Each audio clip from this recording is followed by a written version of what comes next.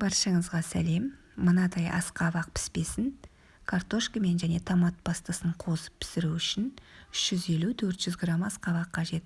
3-4 картоп, 3 дана жуа және 2 қасық томат пастасы, тұз, бұрыш, паприка, су қажет жарты стакан. Ең алдымен ұзыншақтап туралған жуамызды қызған кастрөлімізге саламыз.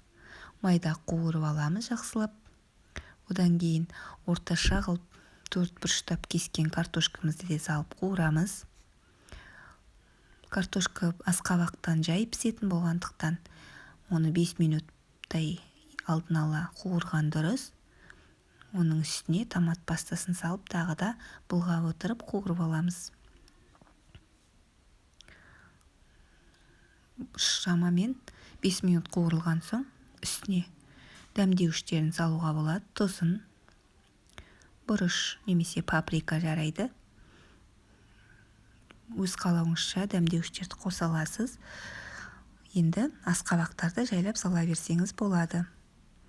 Асқабақты да былғап бір қуырып алғаннан кейін қақпағын жауып қайнағанын күтеміз. 20 минуттай қайнайды асқабақ. Одан кейін ол дайын болады. Жасап қараңыздар, өте дәмді піспе. Сіздермен бірге болған Балғайша.